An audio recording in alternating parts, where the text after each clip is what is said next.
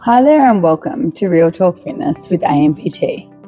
I'm your host Ashleigh Cumins. For those joining for the first time, if you're looking for advice and real conversations about health and fitness, this podcast is for you. In today's episode, we are joined with Nicholette, an amazing role model and a new coach at ANPT. We want to talk about overcoming circumstances and taking back your control. Life can throw us things we never asked for, but what you do with those challenges determines the story you write. Let's dive in. Hey Nick, how are you? Lovely. How are Lovely. you? I'm good. All right. Well, for those that don't know yet, can you share a little bit about CMT and how it's impacted your life?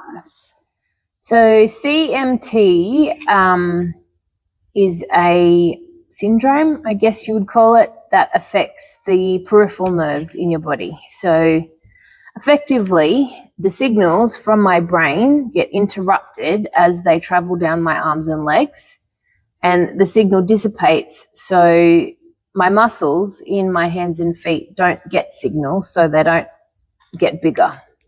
They stay nice and small and they don't really do anything. Wow. That's crazy.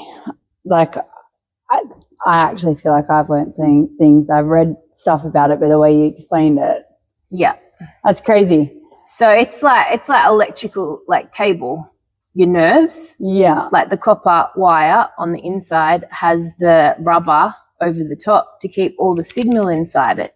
If you cut off the rubber, the signal just goes out into the atmosphere and it doesn't actually go anywhere. That's crazy. And how has this impacted your life? And when did you find out that you had that? So it was a bit of a journey. Around puberty is when my symptoms began. So I had a fairly normal childhood. But when I was in year 3 and 4, I started rolling my ankles constantly. So I'd just fall over, roll an ankle, and it would just hurt and be horrible. After a while, it stopped hurting and being horrible. I would just roll an ankle and just get up and move on because I'd already damaged the ligaments or whatever so much that I didn't really do anything anymore. And then it kind of just progressed from there. I was still able to do most things. I just had to be a little bit more careful. Then in my, I guess, mid-teens, around 16, I started dislocating my kneecap. So that was then another set of injuries that I had to do. And that one probably my left one probably went 8 or 10 times. And by the time we got to that point, I'd just bash it back in and move on with my life because it didn't really do that much more damage than had it already been done the first time. It took me 18 months to just get rid of the swelling from dislocating So my kneecap the first time. 10 times in about 18 months. Yeah. So then that involved a fair amount of rehab, physio, strength work, bracing. But I managed to come back from that. I had a PE teacher tell me in class one time, "Oh, you've dislocated your kneecap. You can't do that." And I was like, "Excuse me?" And that was, I guess, the first moment where I was like, don't tell me what I can and can't do. I know my body. Yeah, wow. If I want to do it, I will do it. I will work out a way. And I remember that was when I was about 17. And that was like probably one of the first real moments where I was like, no, you're wrong. Yeah. I can do it. Because I was just determined. So I guess after that, well, no one really knew what was going on. I still didn't have a clue. Oh, so you still had no idea? I still had no idea. It wasn't until I was 19 when finally I'd been to multiple doctors, professors, physios. I was at the Children's Hospital down in Westmead every other week getting some sort of testing done, and finally they came up with a diagnosis of CMT. And I was 19 when that happened. And so when you talk about that, like obviously when you're younger, you said that you rolled your ankles and all of those sorts of things. So CMT would have been there the whole time. Yes, but no one knew. I guess my parents didn't know where to go to get answers as well. Yeah. So we were kind of just muddling through it all. And like I said, we got into the children's hospital and I saw geneticists and like professor of neurology there. Yeah, and, wow. Orthopedic surgeons and like all manner of people, physios, OTs, just everyone, and no one had a clue. It ended up being a podiatrist that looked at my feet and they were like, I think this might be Charcot-Marie-Tooth, CMT. She wrote to the children's hospital and they're like, oh, yeah, okay, cool. That's what it is. Yeah, wow. So that was when I was 19, and when they told me, they said, look, there's 45 different types of CMT. We don't know what one you have. It can range anywhere from you'll stay the same that you are now, to you'll be in a wheelchair when you're 30. Yeah, okay, wow. So it can progress depending person to person, depending on circumstances. Depending on which genetic, like which gene is affected in your DNA, is how it will progress. And there's 45 different kinds. My blood is on file at the Concord hospital down in Concord. It's a neuromuscular clinic, and they have my blood on file. So every time they come up with a new genetic test, they test to see if that is the one that I have. Yeah, wow. So maybe one day I'll find out. Yeah, that's crazy. We've already spoken about like the kinds of injuries and things like that, like dislocations, rolling your ankles and those sorts of things. Were there moments, I guess, I don't know how to sort of say this, but I guess once you found out, were there moments of just wanting to give up and just throw the towel in, or like walk away just because it was been such a hard road? What sort of pulled you back? It never really occurred to me to give up in the first place. Yeah. There were moments where I fell into the self-pity hole and was like, oh, why me? Why can't it be someone else? Why can't it be someone else who doesn't want to play sport, who doesn't want to be active and move their bodies? Why can't it be them that have this? Why can't I have the normal body? But it never really occurred to me to give up. When I was 19, I played hockey, I played water polo. All through school, I was playing softball, basketball. I was really big into swimming, and very, very slowly as my CMT progressed, I stopped being able to do a lot of those things. Yeah. And then I got to my mid-20s and I really couldn't walk properly. My knees were that terrible. I was to the point where I had to use a walker to go up and down slopes, and I had to use a rail to get up and down off the toilet because my knees were just a joke. Wow. So I probably thought in that moment, oh, here we go. I will be in a wheelchair by the time I'm 30. Yeah. Because I can barely walk and I'm 25. And I'd seen 5 orthopedic surgeons over the course of my trying to discover what was wrong with me. And they'd all said, oh no, your knees are fine. Just strengthen your VMO. You'll be fine. And then I met my lovely husband, who didn't take that as an answer. He had contacts in the industry, and he took me to one specific doctor, and he found out what my problem was, and he got me walking again. Holy So I had 2 knee surgeries. I had them 6 months apart, and he actually fixed my knees so that I was back on my feet and able to just crack on. Yeah, that's insane. It kind of actually just gives me goosebumps. Wow. So what like mindset things, I guess, have you gone through? I think for everybody listening, I think overcoming this is huge, huge. And obviously since meeting you, I really liked the no bullshit, nothing's going to stop me sort of attitude. But I feel like you've been through a lot to get to that point.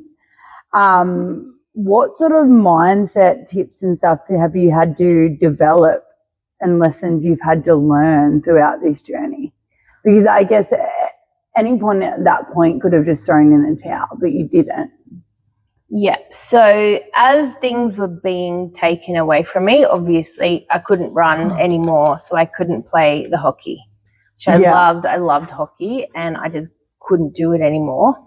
The swimming, I was like a superstar at, but my hands, because the grip strength or whatever, I couldn't keep my fingers together anymore. So that had to go. So things are just getting taken away from you. That's a lot. Yeah. So, and then the walking was getting taken away from me.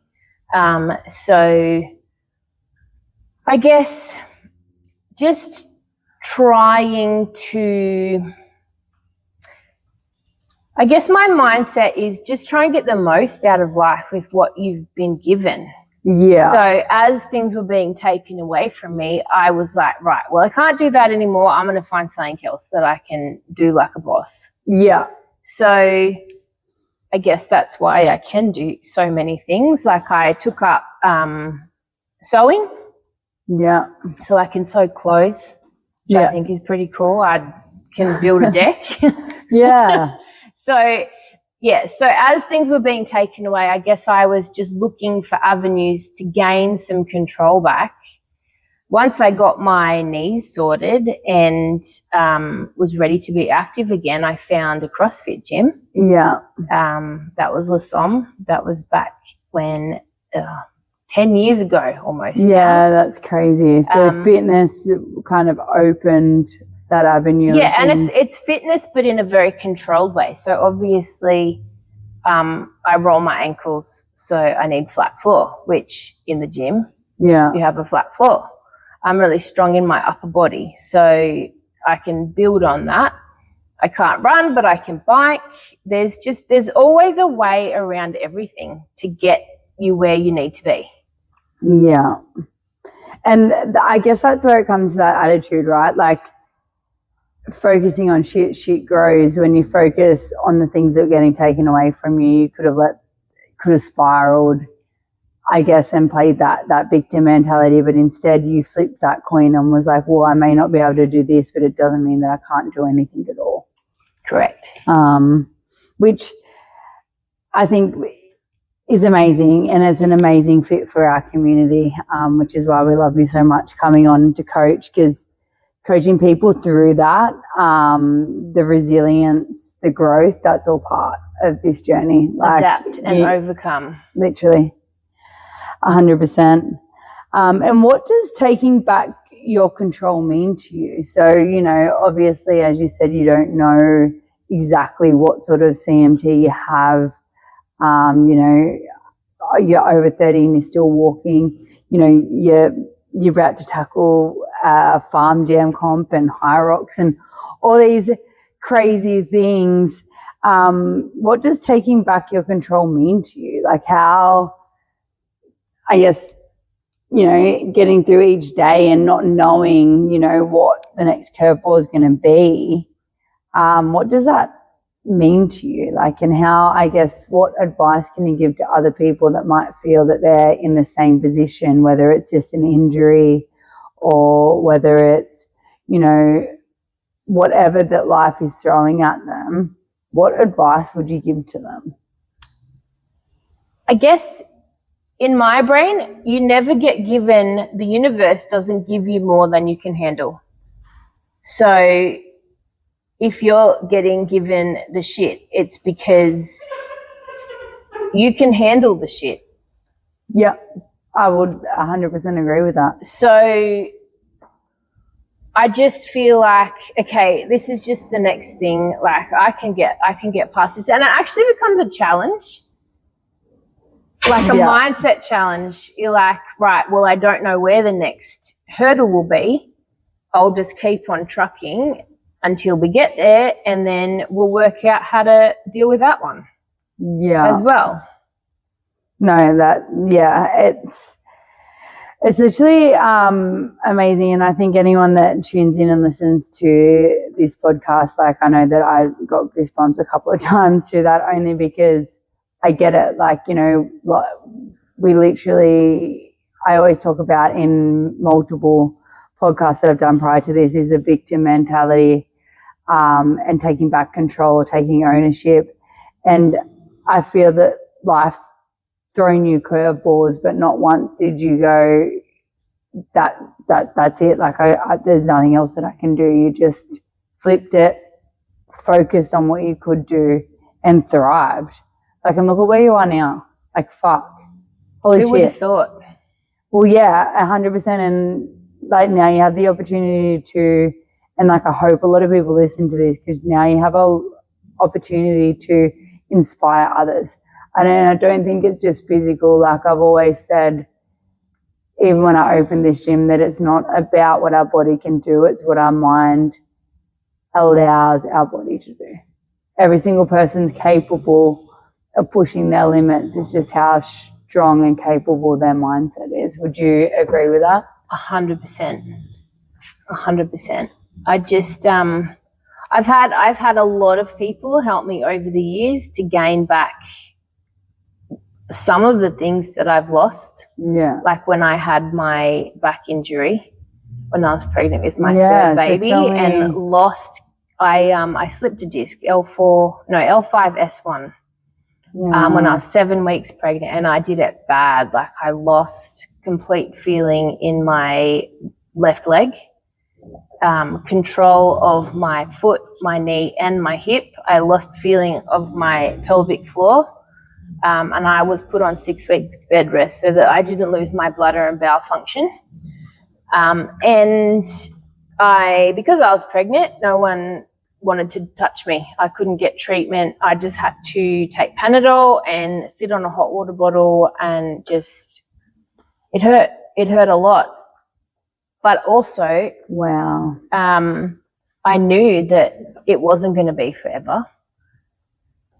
And I have overcome other things, and I was like, I've got this too. Yeah. There was a few moments when I was lying down on the floor with hot water bottles, just taking Panadol for pain management, thinking, holy heck, how am I going to do this? I have 2 small children I'm supposed to take care of. I'm growing another one. Like, how the heck am I going to do this with one leg? Because at that point, my leg really didn't do too much at all. But then over the after the 6 weeks, things did settle down a little bit. I had a direction. I was able to get a scan, find out what I had done, and I had a kind of a direction where I needed to head to get back to where I needed to be. And I was also growing a tiny human, a not so tiny human. She was a bit fat. But so I had a direction. And I think having that direction, having that goal of where you need to get back to, or where you need to be in order to get through life, I think gives you something to aim for. So after I did my back, I could only walk 1,600 steps. That was it for the day.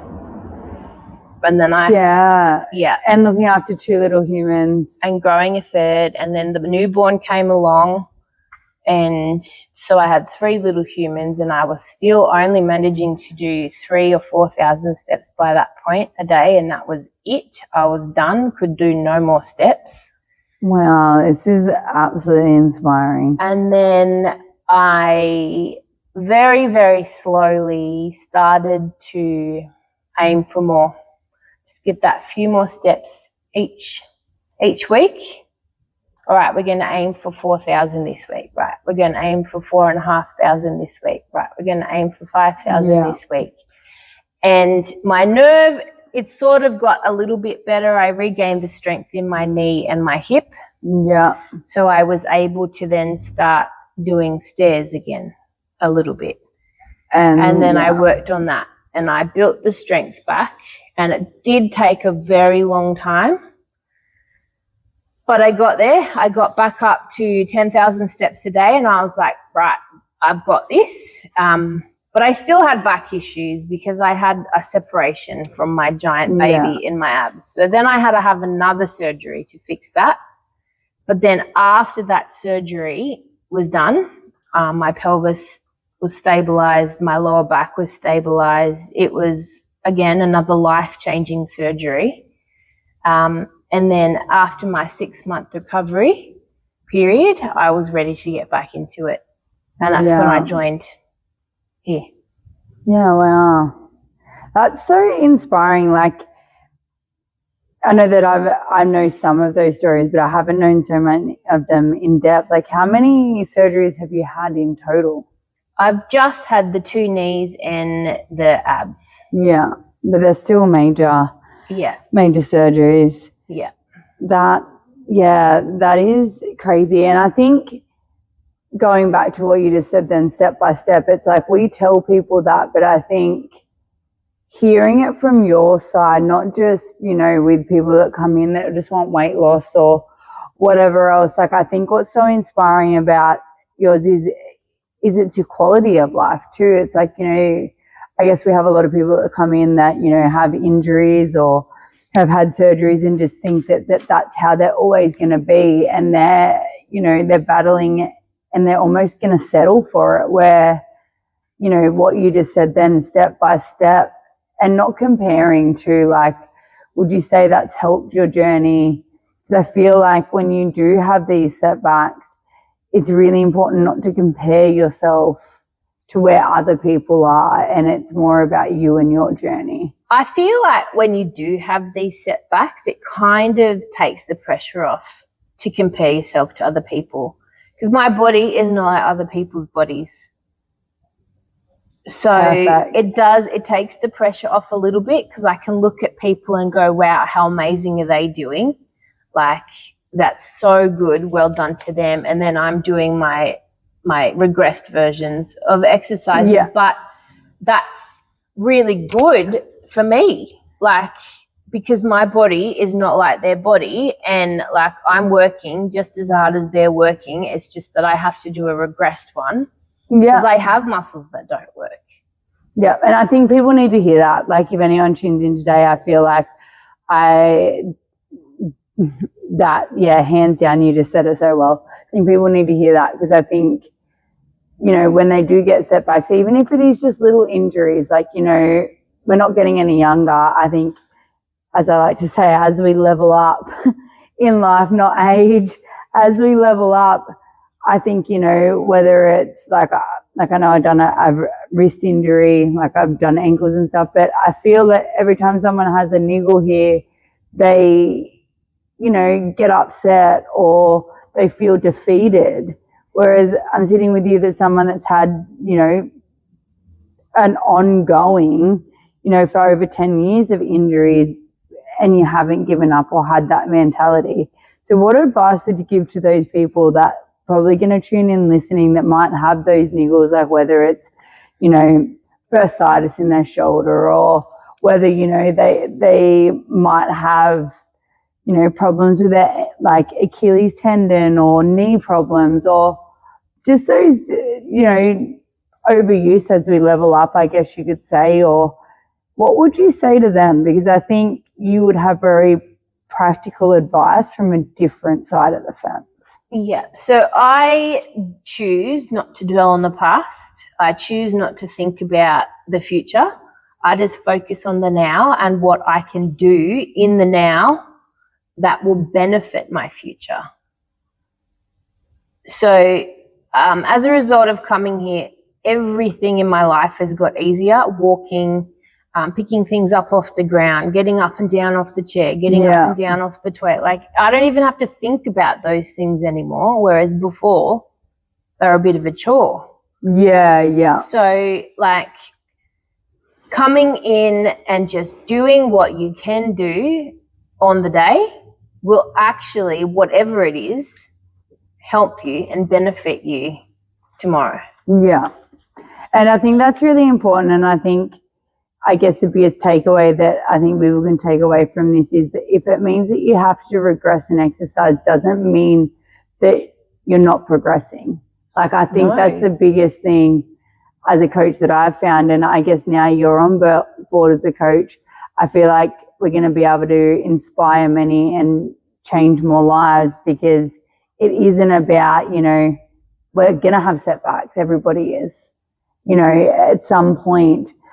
Some people's bigger than others. But again, as you've stated earlier in the podcast, is life only gives us what we can handle, in a sense. But I think if anyone can take away, its takeaways that regressing doesn't mean that you're not progressing. And, if anyone can take anything from this is don't let anybody tell you that you can't do something either. Correct. And there are so many regressions. Like, when I started doing my squats again after my back injury, I was literally just sitting on a chair and standing up again. Yeah. That was my version of a squat. Yeah. Now you're squatting with a barbell onto, I think, what are we now? 16 or 12 inch? Yeah. So, even though it's a regression, it will get you to the next level. If you persevere, like, if you need to squat to a box, that's fine. Squat to a box. One day you won't need to squat to a box. Yeah, 100%. And I think, I guess, what, in a nutshell, I guess, if we were to give one piece of advice with all of your life lessons to anybody that's putting off training because they don't think that they can train with all their injuries or whatever else, what's one bit of advice that you would give somebody that's listening today?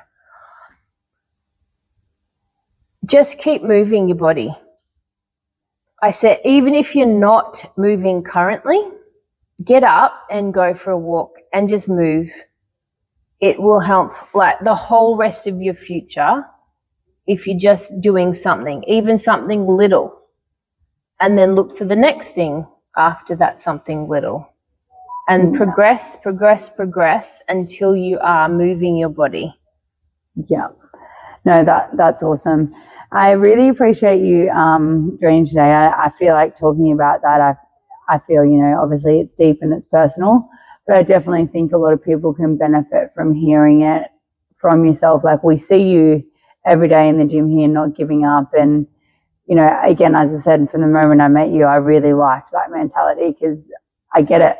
And it's like, I always say to people, your body better than anybody. And I don't think anything's impossible. Just because the road travel might be different to somebody else doesn't mean that you can't get to the same destination.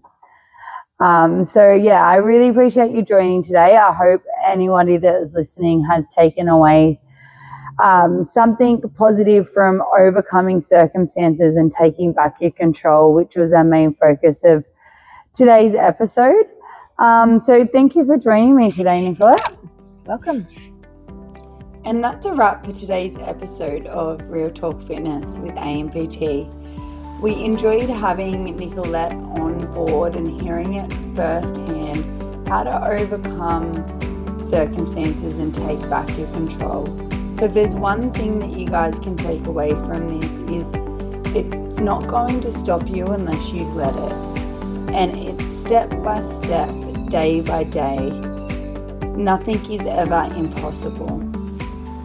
If you like this episode, or this episode hits home, don't forget to share it with somebody that might need to hear it. And until next time, keep it real.